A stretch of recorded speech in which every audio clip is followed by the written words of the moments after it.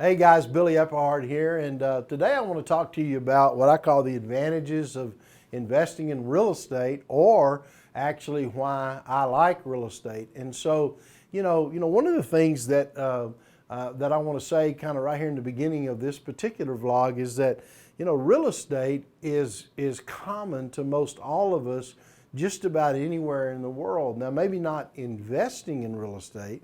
But the reason I say it's common to us is that everybody in the world needs some place to live.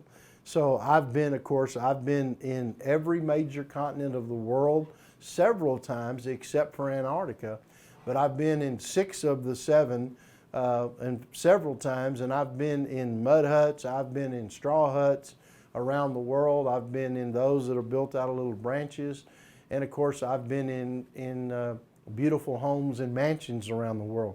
But here's the key: everybody needs a place to live. So real estate, wherever you are in the world, is common to us, generally speaking, as people, because we need a place to live. So whether we rent, and I know some people watch the vlogs that are really in some of the very remote areas of Africa and remote areas of northern India and other places, because we hear from you.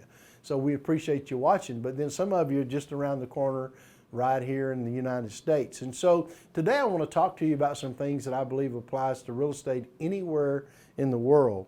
And one of those is the reason I like real estate is what I call cash flow. And so one of the things that is important when you start understanding real estate and how it works is cash flow from real estate. We would call that rent. And so one of the things that happens is that it's one of the few investments that actually pays you cash flow. And let me explain the difference, okay?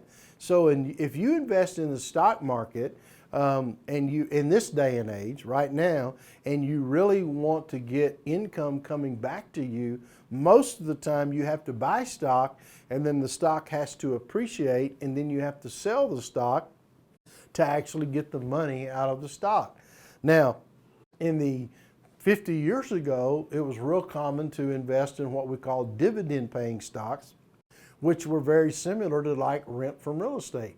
So dividend paying stocks it didn't matter if a stock went up or down in value, and it's true today, by the way, because there are some really good dividend paying stocks, but it didn't matter if it went up, the value of the stock went up or down. There's a certain dividend that is declared on the number of shares you own, and so that's like receiving rent, for example, from stock. But the truth is, it does not have as great a percentage off of the stock as what you would get off real estate. So off a stock, you may get a 3 or 4 or 5% dividend possibly. And I know there's some that pay higher.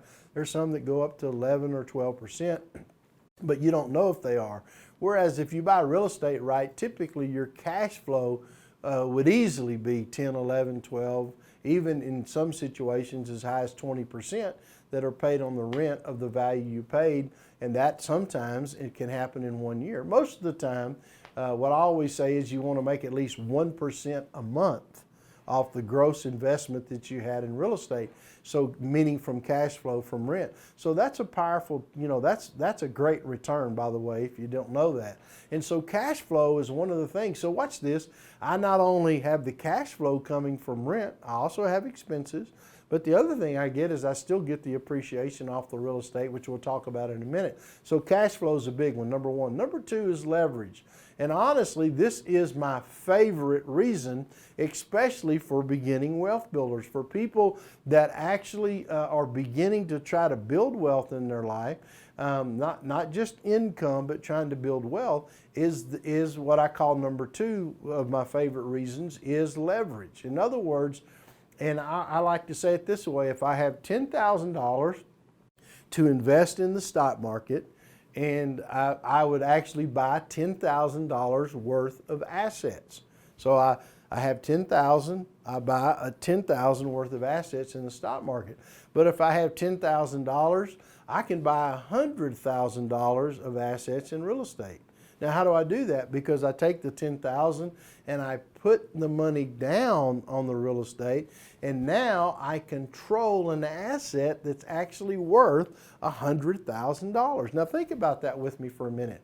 If I'm in the stock market and I buy stock for $10,000 and that stock goes up 10%, it increased, for example, that year $1,000.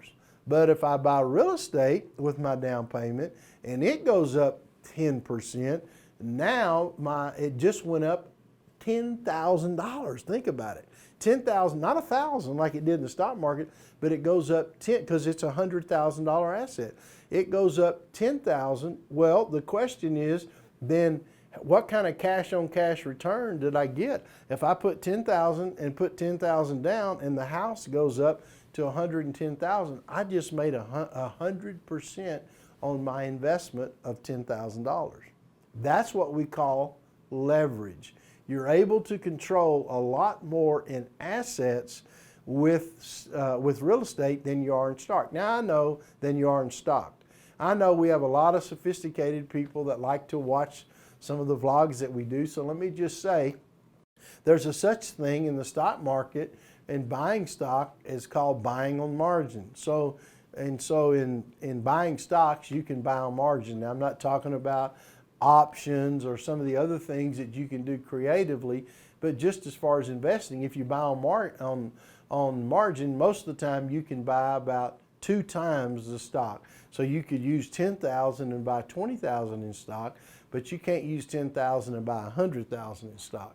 So most of the time in the stock market, people do not use leverage, but in real estate, every young couple that buys their first home, in this day and age, you can come in with, in some cases, 0 down, in some cases 3% down, in some cases 5% or 10%. You're able to control a much bigger pie, as it were, with a lot less money. And so leverage is a powerful tool to being able to build your wealth. Now look, I know people are watching and they go, well man, what about when real estate goes down? What about when they think, well, yes, it can work against you in the same way. However, real estate has gone down just a couple of times in all of history, and we just went through one in the Great Recession. But remember, it bounced back, and now it's way above where it was when it went down. So just to let you know that, as long as you don't sell while it's down, you would not lose money. So leverage is a powerful way to control a much greater asset. So one of the things I did when I got started is I took $100,000 what I would call a second mortgage on my primary home, and I took that $100,000 and I bought 10 different investment properties. And that's how I got started. And I made sure I bought with cash flow, which I'm going to teach you more on as you watch these vlogs. But I made sure I had good cash flow, and the beginning of me building wealth was me being able to use leverage in order to do that. So hey, this is Billy Epphart. I really appreciate you watching, and I'll see you right back here talking about the advantages of investing in real estate.